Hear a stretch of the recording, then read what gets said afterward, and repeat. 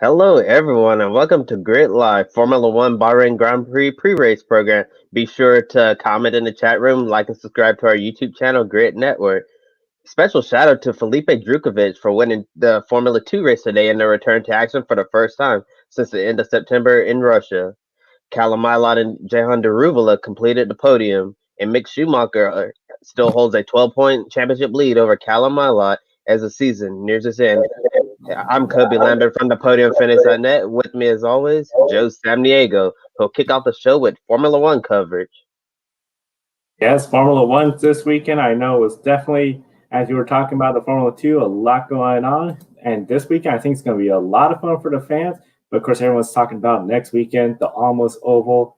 So it's going to be a fun 2 weeks, especially since it's kicking off a triple header weekend for Formula One. And that's all going to start tomorrow with the Bahrain Grand Prix. Of course, with Abu Dhabi, that'll be 3 weeks from now, essentially ending off the Triple Crown. Triple header. Overall, the season, the drivers and the constructors championships are all wrapped up, but not the grid ranking. Of course, Lewis Hamilton, if he wins the next 2 races, he will clinch the grid ranking world championship, become the third different driver, joining only Marc Marquez and Martin Truex Jr. in the first 3 seasons already. Now, Lewis Hamilton has 3 wins, including last year's race here at Bahrain. Kobe, do you see Lewis Hamilton winning another race here at Bahrain? Yeah, definitely. To be honest, Joe, it's really hard to pick against Lewis Hamilton. So I definitely think that he'd be the easier pick to win tomorrow. But I think it's going to be a different story next weekend when we get to the Bahrain, what they're calling the almost oval, the outer layout at Bahrain. I think next week is going to be the more unpredictable race. I think it's going to be really crazy, and hopefully we're going to see a lot of slipstreaming and passing. And I saw an article where Pierre Gasly said he believes that next week's almost oval at Bahrain is going to be like in mini IndyCar oval race. And if it turns out to be like that, I'm sure a lot of the fans are going to be on their feet. That will bring their fans on their feet. Of course, there'll hardly be any fans at the races due to the current pandemic, but definitely at home, I think a lot of people are going to be excited about this race next weekend. This week, I do see Lewis Hamilton being a favorite, especially what he did at qualifying today. Again, he is in a league of his own, unless something unpredictable happens, which can happen. We saw what happened in Monza. Turkey was an unpredictable race, but there really is where we saw Lewis Hamilton rise up to a championship caliber and take the win. So I do anticipate this race to be one where for Lewis Hamilton, he could easily get that win one step closer to the grid ranking world championship. It's the following weekend in the almost oval. I think it's going to be really tricky for him. Of course, with Lewis Hamilton, if he does win tomorrow, he'll tie Sebastian Vettel for the most wins at 4 each at Bahrain. Now, Vettel's very unlikely to contend for a win tomorrow. Ferrari is still not 100%. Both of them are starting in the 6th row. And many see Bottas or Verstappen as a key opposition in stopping Lewis Hamilton from winning tomorrow's race.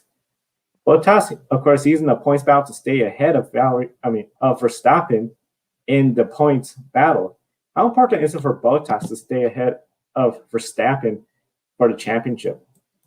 Oh yeah, it's definitely important for Valtteri Bottas to stay ahead of Verstappen, because as we know in Formula One, you're always compared to your teammate, and we definitely know that Valtteri Bottas is obviously not on the same level as Lewis Hamilton, but you at least want to have a Mercedes 1-2 in the championship, and we all know has been under a lot of scrutiny as Lewis Hamilton's teammates because he's in an entirely different zip code and levels of performance, and people think that if Valtteri Bottas is a very talented driver, then he should be able to match Lewis Hamilton on a weekly basis. And I do think that Valtteri Bottas is a solid driver, but kind of like when you're Max Verstappen's teammate, your teammate is just a world class driver or such a rare talent. So I definitely think that Valtteri Bottas and Lewis Hamilton, I do think it's a good pairing, but it's always turns out there's a lot of pressure on Valtteri Bottas to perform, and I think a lot of people are going to be talking once again if Max Verstappen is able to overtake him in the point standings. If Max Verstappen was to overtake Valtteri Bottas in the point standing, I think that's going to put a lot of questions as to was Valtteri Bottas the right person to pair up with Lewis Hamilton. This year he started off, of course, he got that win, and then it started falling back in the standings. Lewis Hamilton gets the championship. Turkey, not a good race. Now, of course, Turkey, that was just one of those races where Valtteri Bottas wants to put it behind, go on the next race, try to get a win. I feel if he could come out strong tomorrow, maybe even get that win, surprise everybody, he's going to have all the confidence, and it's going to make it really hard for Max Verstappen to pass him. Max Verstappen, of course, is starting right behind essentially a Red Bull second row. If he could get a good start, get in between the two Mercedes, he's really going to put Mercedes in a spot where they're going to have to make a call to try to ensure to lead Mercedes ahead. If that's Bottas, Bottas is going to have a clear shot at the win. But if Bottas is in third place behind Verstappen, he's probably going to have a more compromised strategy. So it's going to be really interesting and really critical tomorrow to start if a Red Bull could get ahead of one, or if not, maybe both of the Mercedes. And in case Red Bull doesn't get a podium this weekend, it'll be the third consecutive time that we haven't seen a Red Bull finish on the podium. And this will be the first time since last year at Russia, Japan, and Mexico when Red Bull did not get on the podium. And Alex Albon weekend got started off to a bad start for him when he crashed hard yesterday, and people started talking again about his future, and very eerie when the camera cut to Sergio Perez right after that accident. Yeah, and jury's still out on Alex Albon. We still don't know if he's going to return, and if Albon is out, are they going to bring in the likes of Nico Hulkenberg or Sergio Perez? So as Albon continues to struggle, those rumors are going to get louder and louder, and we just have no idea what's going to happen. So they're definitely continuing to follow the Red Bull driver lineup debate. And Albon's going to be starting fourth tomorrow, and Max Verstappen third. If we don't see a Red Bull on the podium this weekend, would it be safe to say that there will be more pressure on them the following weekend at the Almost Oval? A lot more pressure, and I think it's not just only pressure on Alex Albon, but starting to mount pressure on Max Verstappen. It is no doubt that Max Verstappen is seen as the number one driver. The car is designed almost around most of his feedback to give him the shot at bringing Red Bull a championship.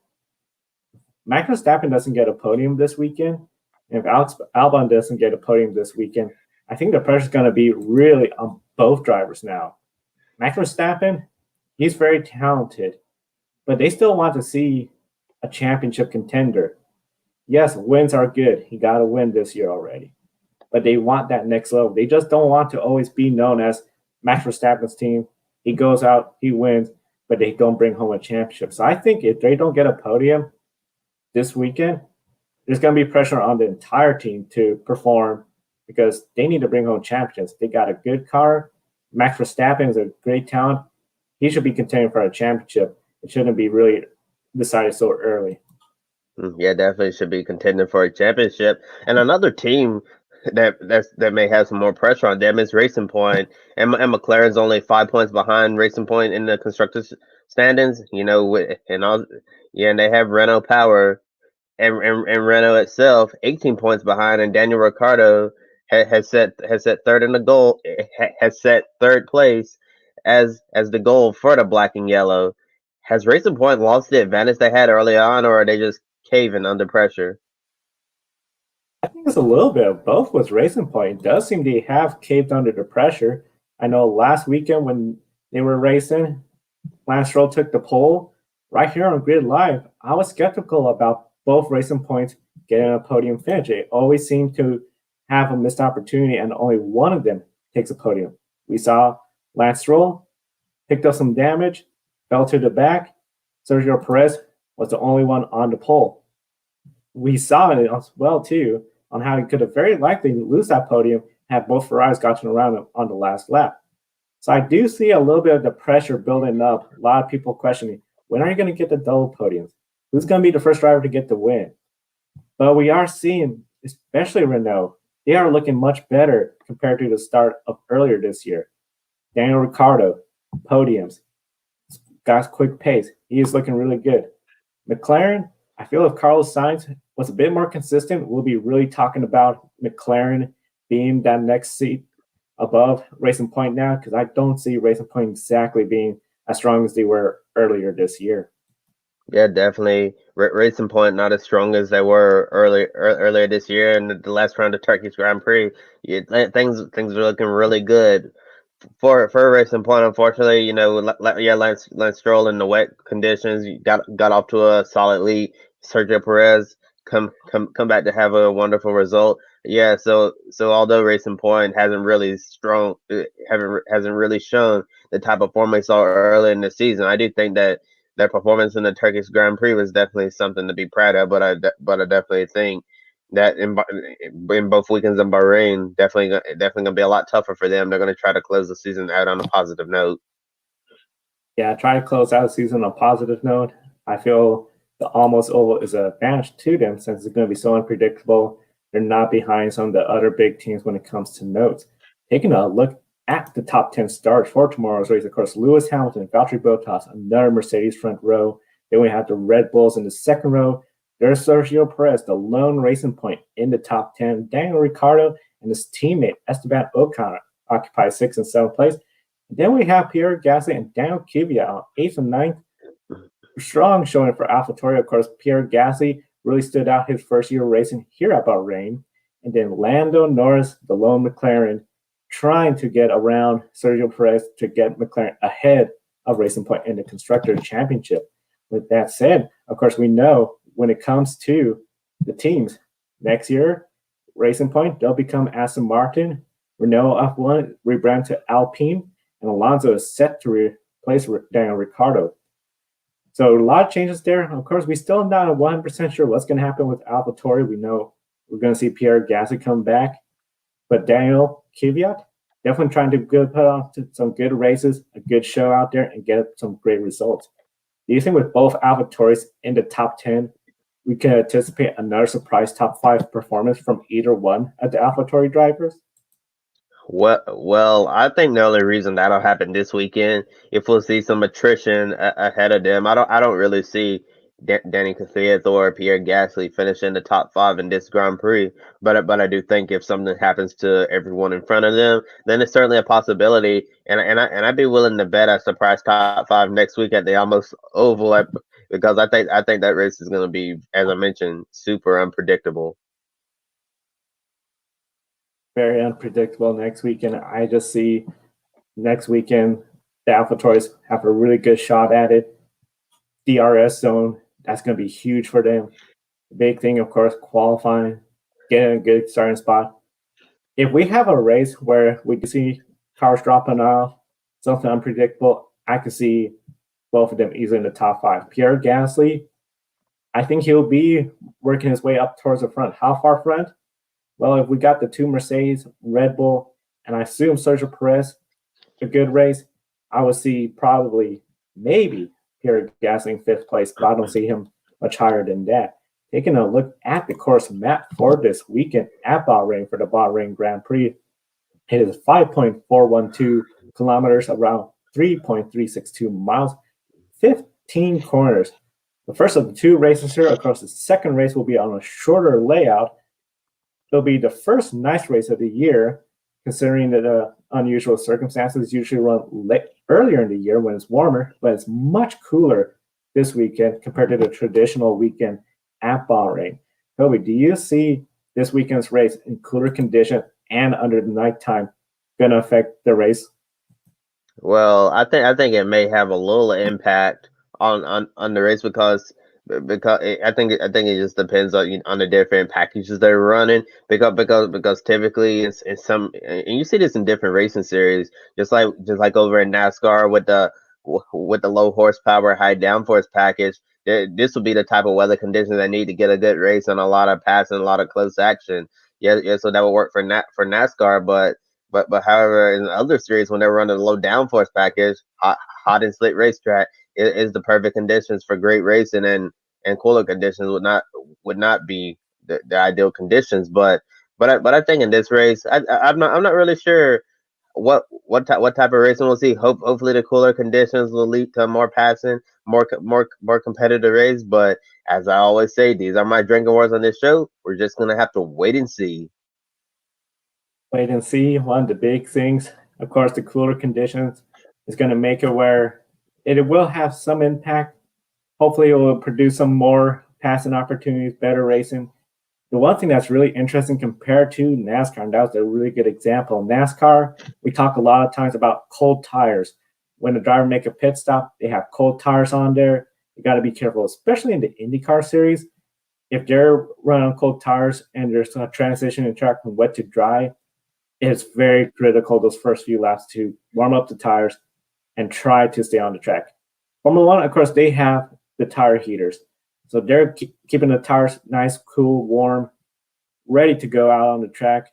Still, they have to warm up a bit, but it's not as drastic compared to some of the other series. So it's going to be really interesting to see what happens. I think it's going to be a fun, entertaining next 2 race weekends here at Bahrain. Of course, entertaining as always. Pick a winner. Last week, no one was able to get the MotoGP race. We only have 4 races left total: 3 Formula One events and 1 World Rally Championship race. Kobe, when it comes to pick a winner, who do you see winning this weekend's Formula One race?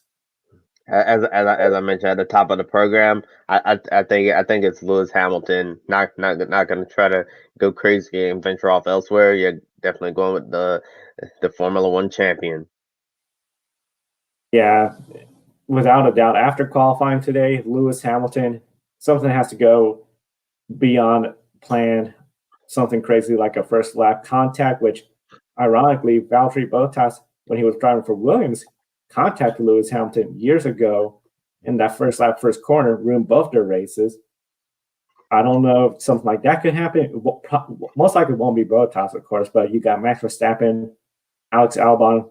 If something crazy goes out, that's the only way I see Lewis Hamilton not winning the race. But the way I see it, I think Lewis Hamilton is going to have another win to his win column, and 1 step closer to the grid ranking world championship.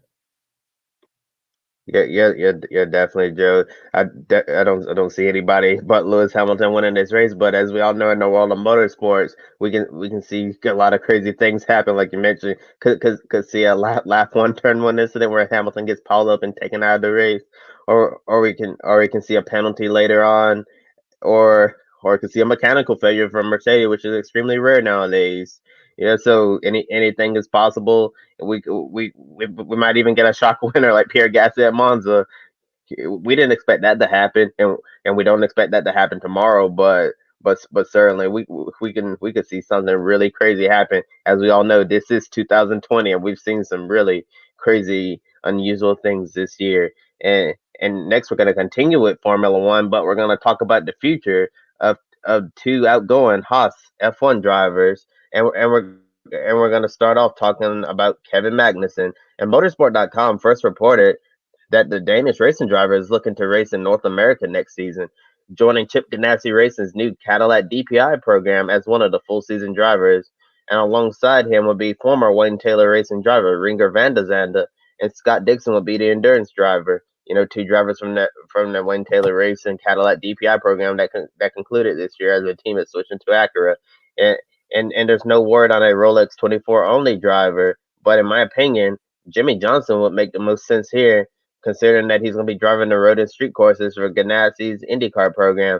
The 7-time NASCAR Cup Series champion is expected to compete in the Rolex 24, but the team he'll drive for hasn't been made official yet. And a few years ago, Magnussen was actually rumored to compete in the Rolex 24 and in Action Express Racing, Cadillac DPI, but this deal never materialized.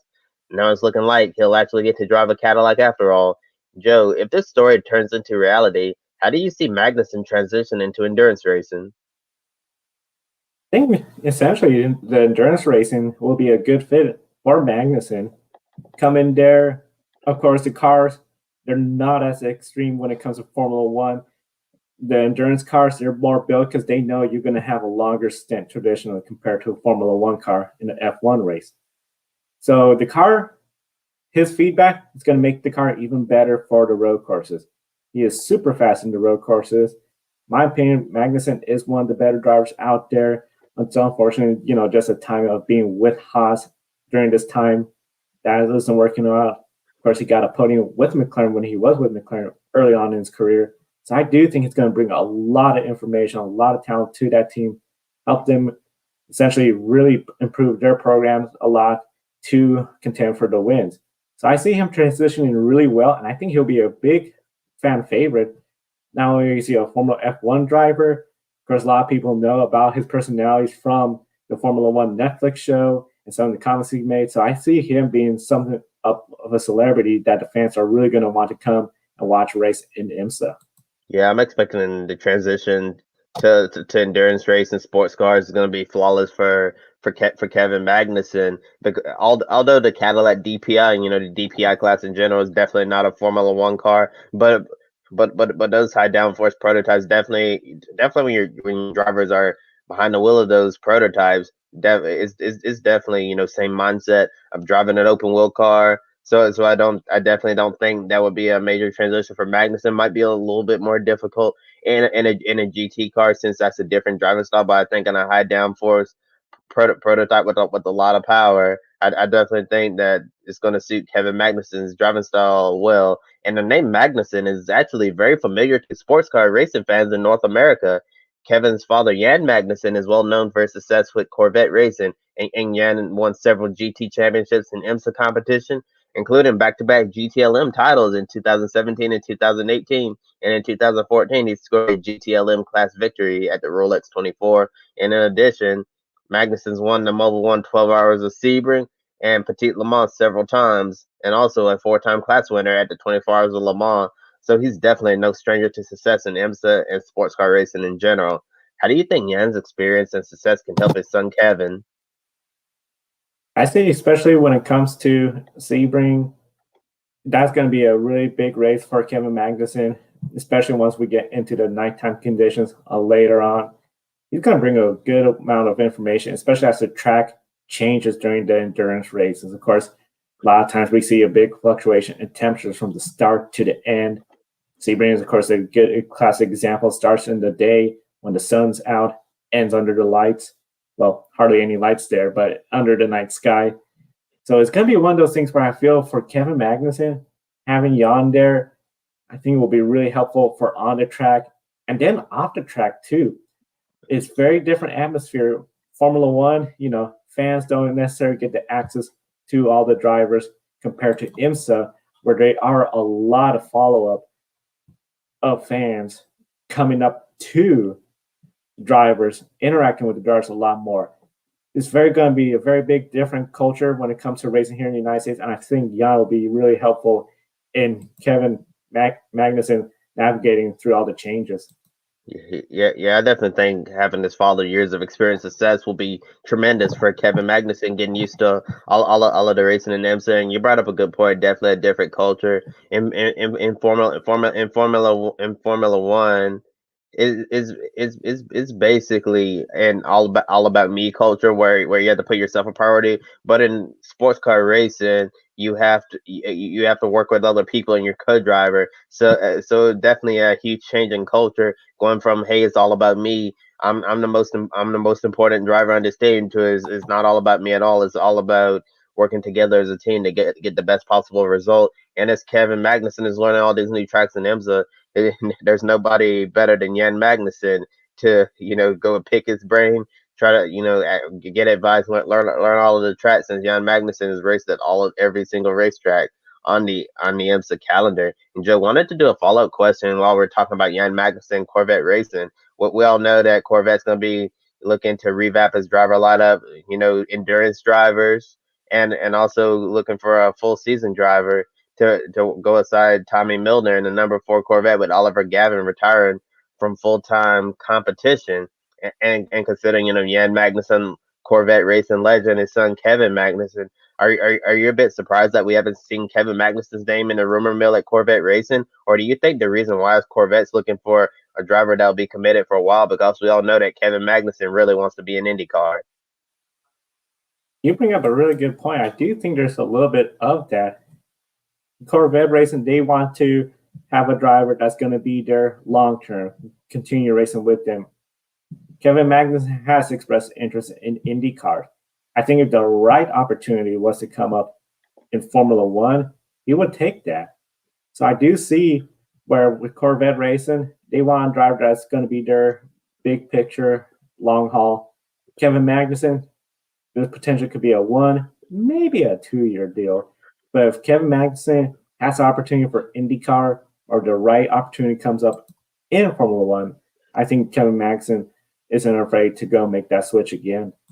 Yeah, yeah, definitely. I do agree with you. That's why I brought up that question. I was thinking, yeah, Kevin Magnussen considering his father's Yannick Magnussen's experience and success with GM. I was thinking, why hasn't Kevin's name come up in the rumor mill? Because it seemed like due to the connections, he'd be a wonderful fill-in at Corvette. But as we all know, yeah, while I do think that Kevin Magnussen's Formula One career is going to come to an end, there's still a chance that he could return in the future. Always a chance, but but if Magnuson's going to be at the Corvette and an opportunity comes back to go to Formula One, I'm sure he'd definitely take it. It seems like Corvette want drivers who are going to be there for the long haul, and if Magnuson's going to be looking to go back to Formula One or even IndyCar, he said he was very passionate about IndyCar. So if his goal is eventually to go to IndyCar, then he wouldn't be at Corvette long. And I do think that Corvette is looking for a driver that's going to be there for years to come. And we've definitely seen Porsche factory driver Nick Tandy rumored to replace Oliver Gavin in the number 4 Corvette C8R alongside Tommy Milner. And Chris Medlin from Racer.com reports that Haas F1 team principal Gunther Steiner is using his connection stateside to help his soon-to-be ex-Haas F1 driver find a place to race next season. Also, Kevin Magnussen is quoted saying that he hasn't committed to anything yet and hopes to have an announcement soon. And we all know, as I mentioned, he's very fond of IndyCar racing. Many think he'd be a solid IndyCar driver due to his driving style, because you really have to muscle those IndyCars around, and that suits Kevin Magnussen's more aggressive driver style. And IndyCars seems to be his preference, but he did say that he's been saying over and over that bringing a budget could be an issue, considering he doesn't have that massive backing. And we know Chip Ganassi Racing has a strong IndyCar program. They have now 6-time series champion Scott Dixon at 40 years old, definitely not getting younger there. And they also have two promising young talents in XF1 driver Marcus Ericsson and then Alex Palou, who had a solid rookie season. Then veterans sharing the fourth Ganassi car, Jimmy Johnson and Tony Kanaan. Do you think a potential Ganassi IMSA program could eventually lead to Magnussen finding an IndyCar seat with Ganassi or another IndyCar team? I do see that potential with Ganassi, and one of the things I believe could happen, I personally think we might. I wouldn't be surprised if after the 2021 schedule, okay, Jimmy Johnson did his time in IndyCar, Tony Kanaan, if that seat becomes Kevin Magnussen's seat. One of the big things with Kevin Magnussen, he is interested in IndyCar. Chip Ganassi, there's that connection there.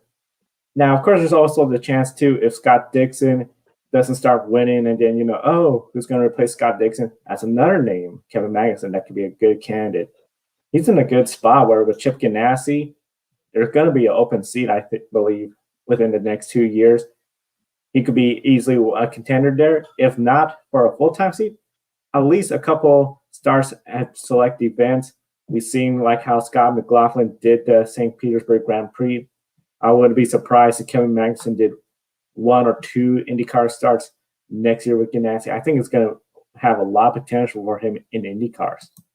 Yeah, yeah, I do think that this could potentially lead to him finding a ride in IndyCar. I don't know if we'll see him next season, but you did bring up a good point about that Fort Ganassi car. You're going to be running full time with Jimmy Johnson and Tony Kanaan, and as we know right now, Jimmy Johnson has a 2-year deal with Ganassi. So maybe Kevin Magnussen might be 3 years out from a full time ride. Maybe next year we could see Magnussen running the ovals while Jimmy Johnson stays on the road and street courses, and then in year 3, we could see him move to IndyCar full time. Yeah, I do think there could be potential there, or the next season there's always potential in that Fort Ganassi car that Jimmy Johnson just goes out there, struggles, has a hard time, and then decides that he doesn't want to come back in 2022. Then yeah, Kevin Magnussen might be in position to move up. And we also have to look at Scott Dixon. Mentioned yeah, Scott Dixon's getting older. We don't know how many years he's going to continue driving, and he's still driving at an extremely high level. So, for all we know, Scott Dixon could race up until he's 50, but he could also start thinking about family life and decide, be like, hey,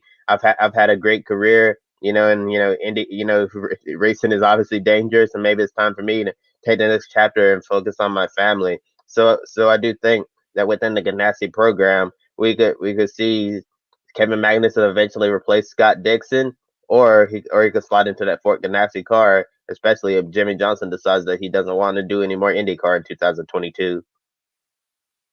Yeah, it's going to be really interesting to see what happens with the IndyCar, Kevin Magnussen. I think there's a lot we're going to be following this story as it all continues to unfold. One of the other Formula One drivers, Kevin Magnussen's teammate, Roman Grosjean. Marshall Pruitt from Racer.com reported that the Roman Grosjean could be joining AJ Foyt Racing. Of course, Sebastian Bourdais has already been confirmed as one of the full-time drivers at AJ Foyt Racing. Dalton Kellett is expected to remain with the team too. This year, it seems like Grosjean has changed his opinions about the ovals in IndyCar. Previously, he had said ovals made him a little bit nervous and didn't see himself racing in the United States. However, he's spoken to Simon Pagenaud and Marcus Ericsson and understand that safety has come a long way in addition of the Aeroscooty. Plus, only 4 oval races in 2021. We got a Texas doubleheader, Indianapolis 500, and Gateway. Mostly road and street courses now for the IndyCar season. And of course, that is the style of racing Grosjean is more familiar with, especially the road courses. When it comes to street courses, Formula One, mainly Monaco, but that's the big one.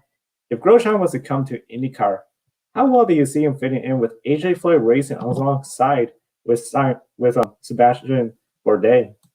Yeah, I think it would be a great fit. AJ Foyt racing alongside his fellow French driver Sebastien Bourdais. And I think the good thing for Roman Grosjean, if he goes to, we all know Bourdais is going to be in the number 14, and if Grosjean goes to the number 4 car, I think it's a great fit. Because for one thing, it's a low pressure environment.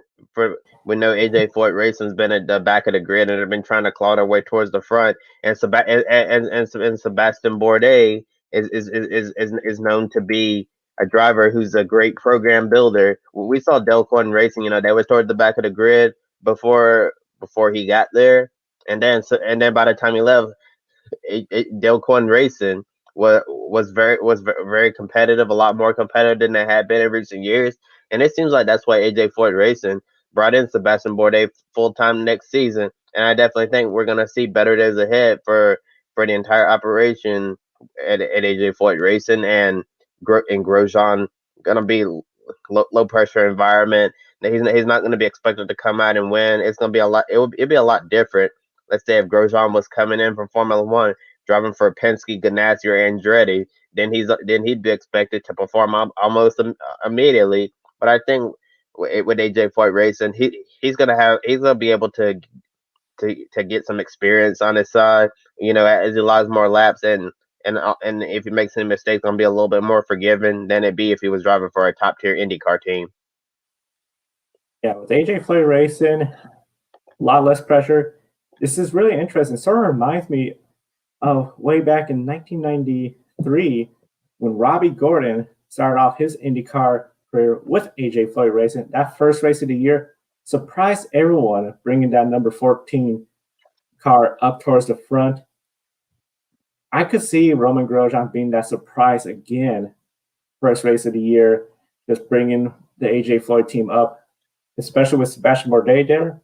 That's 2 very skilled racing veterans, a lot of information, a lot of knowledge that they could share. Now, one of the interesting things, of course, the ovals. That has always been something for, especially the drivers in Europe where they don't race an oval, a big concern when it comes to IndyCar racing in the United States. With that said, knowing that we have so few ovals next year in IndyCar, and we're seeing more interest, if IndyCar was to start considering add another oval, like Michigan or Pocono, do you think that might be something where for the drivers, especially in Europe, a little bit more concerning? Like, okay, now we got these faster ovals, or still the safety advancements, and with the presence of Roman Grosjean, Marcus Ericsson, they're going to essentially feel more comfortable racing in the ovals. I think it's gonna be a little bit of both. I think we'll see some drivers who are like, I'm not really sure if I want to race at a track like Michigan or Pocono, and I think Pocono is a big one considering what's happened there in recent years. With the tragic accident with Justin Wilson, and then we had Robert Wickens' horrible crash into the catch fest. And then the crash we had the previous year with Takuma Sato going upside down, that crazy lap 1 incident. So So I definitely think that's going to weigh on some drivers' minds, especially if we see and one of those faster ovals. And Roger Penske did mention that he hopes to have more ovals in the future. And one track that comes to mind to me might be Kentucky Speedway, which has been left off the NASCAR schedule. That could be a good one. And before the pandemic, IndyCar was supposed to go to Richmond, and I definitely like to see that return as one of the short ovals. And we don't know what the future's like at Iowa yet. So I definitely expect IndyCar to add more ovals, and I think it will definitely concern some of the drivers coming from a European racing scene. But at the same time, I do think they would feel a lot safer with the addition of the aero screen. The addition of the aero screen, I feel that has really made it where the drivers, the ovals, the risk associated with oval racing is reduced a little bit, quite a bit. As the drivers are talking about, I think talking to Marcus Ericsson, Simon Pagenaud, the other racers, that I feel comfortable in the ovals now. You get used to it. You start to learn. That helps the other drivers. Okay, I will consider this.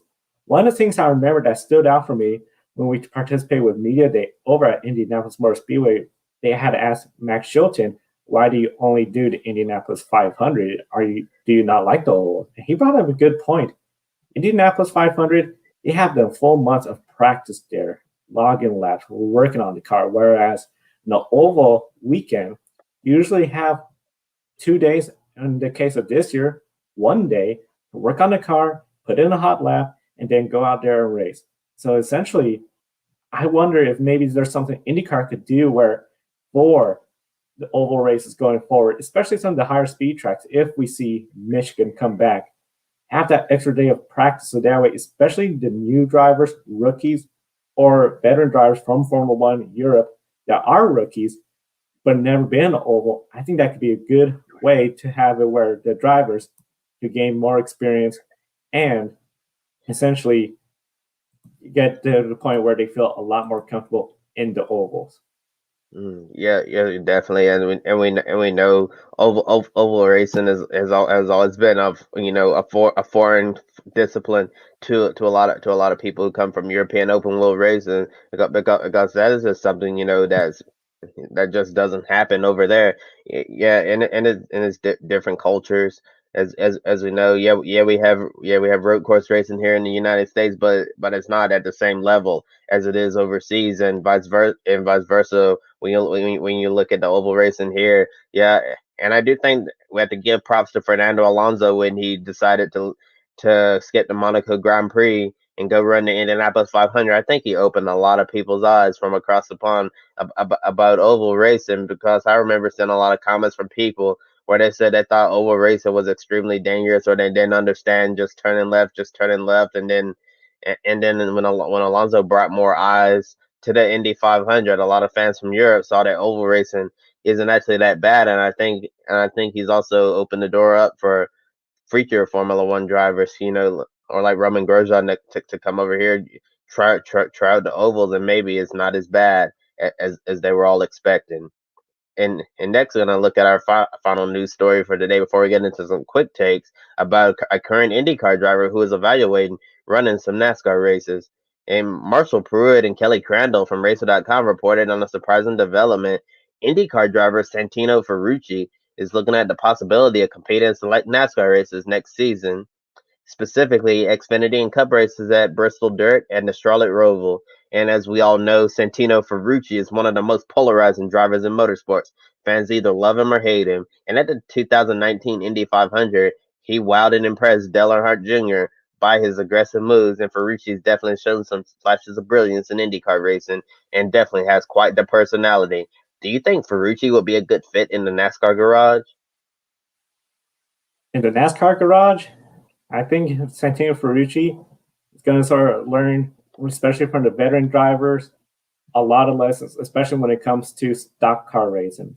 Of course, he's done a lot of European open wheel racing, then, of course, progressed to Indy cars.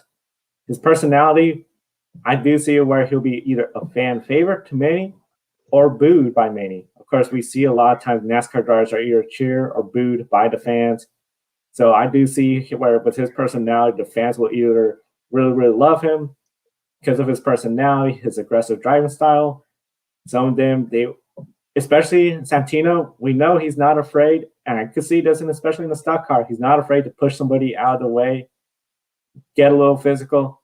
That's gonna get some fans to really like him. But of course, if your driver's the one getting pushed out by Ferrucci, you're not gonna be a fan of him. The dirt race is really interesting. I think that's something where, as a racer, hey, I want to take this opportunity to race on dirt, a stock car. That's going to be a lot of fun. And then on the road his road racing experience, especially what we saw with the Xfinity race at the Roval this year in the rain. I can only imagine Santino wasn't the only driver watching it and thinking, I want to do this race next year. The road course looks really challenging. We know it's a challenging course for the stock cars. It was really built to just test the drivers and equipment lap after lap after lap. And I think it's going to be a lot of fun to see Ferrucci and maybe some more drivers going to the Xfinity race to try out the Roval. Yeah, I think this is great. It would be great if we had Santino Ferrucci come over to NASCAR and having these crossovers in motorsports. It's definitely great for everyone. And I know that not everybody is a fan of Santino Ferrucci. I completely understand. Yes, some fans, like I mentioned, very polarizing. Fans love him or hate him. You have to love him for his bold moves, or you hate him for the incident. We know why he got expelled from Formula Two, from his incident at Silverstone. Yeah, we all know that story. Don't have to repeat it. Definitely understand why some people dislike him for that incident. But but you did bring up some good points. That Santino, if he were to compete at the Charlotte Roval with his road racing experience, that would definitely help him a lot. And I did see in the article he mentioned that he wouldn't start off, on an asphalt oval right away, but definitely looks like he's gonna be looking to doing the dirt race and the Roval road course. And something I remember in the past, Colton Herta has been very vocal about wanting to go run the Truck Series race at Eldora, and because it was dirt, and since Eldora is not on the schedule anymore, could we potentially see Colton Herta try out Bristol Dirt or even Knoxville Raceway? So definitely, I think that some of these races are going to open up more possibilities for drivers to cross over. A lot more possibilities for drivers to cross over. It's going to be really fun, interesting to follow all the news as it develops. And of course, we encourage everyone to follow us on YouTube, subscribe. That way, you'll not miss a single episode of Grid Tonight or Grid Life news during the off season. Now, for some big news, another LMP2 Rolex 24-hour entry. The LMP2 class for the 24 hours at Daytona, the Rolex 24 hours, now sees Eurasia Motorsports in partnering with Rick Ware Racing and BAM Motorsports Management. They'll enter Lugier JSP2 17 together for the Rolex 24, potentially running all their endurance races or compete for the LMP2 championship. They are the defending Asian Le Mans Series LMP2 AMS champion, with Cody Ware was the first driver named to be in the lineup. Other dates will be announced later on. Eurasia's entry in Lugier means we'll have 3 LMP2 constructors at Daytona, joining Orica and Dallara. Good diversity for the IMSA LMP2 class. Yeah, definitely some great diversity, and very shocking to see how LMP2 class is just exploding, because with the way the season ended, Joe, I honestly expected the LMP2 class to look really sad, but it looks like we might have at least a 10-car LMP2 field for the Rolex 24, and that should definitely be exciting to finally have a lot of competition in that class, because we haven't really seen much of that. So moving forward, I think that's going to be really great for the series and the LMP2 class in general. And one of the most notable driver pairings in IMSA and the FIA World Endurance Championship will be coming to an end in 2021. On Twitter, Jerome Bleekemolen announced that after racing together for 7 full seasons, he won't co-drive with Ben Keaton next season. Bleekemolen mentioned all the accomplishments they shared together: 76 races, 14 wins, 26 podiums, and 3 endurance championships in IMSA. Next year, it's definitely going to look strange in the sports car world without Bleekemolen and Keaton sharing the same car, considering all of the success that they've had together.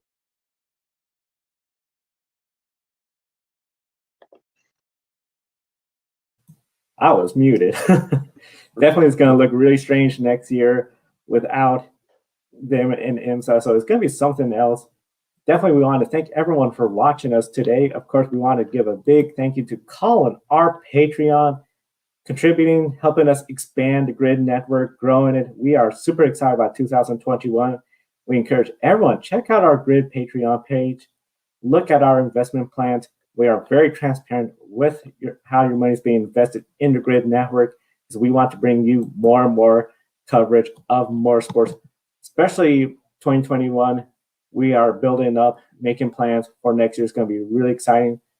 Be sure to follow us and subscribe because Sunday we'll have our post-race show. Definitely will be on our usual time of 7:30 p.m. and of course noon as well. And be sure to subscribe to the Grid Network because one of the big things, of course, we had yesterday Life on the Grid, the newest episode of Life on the Grid. We have Rob Tiongson from the Podium Finish, the editor-in-chief there, joining us, as well as musical guest Travis Mason. Be sure to enjoy our discussion with Rob and then the great music from Travis at the end of the program. It was definitely a lot of fun with Kobe and everyone. We got the full playlist of all our Life on the Grid episodes on our YouTube. And definitely before we go, we do want to give an update. According to Dave Moody, Squire is being moved from the hospital to a rehab facility to continue his recovery from the virus. Of course, as many of you know, Ken Squire got sick with the COVID-19 virus. We're definitely thinking about him and his family and all their loved ones as he recovers, and we are hoping for a speedy recovery for Ken Squire. For Kobe Lambeth at the Podium Finish, I'm Joe San Diego. Have a wonderful day and enjoy the races.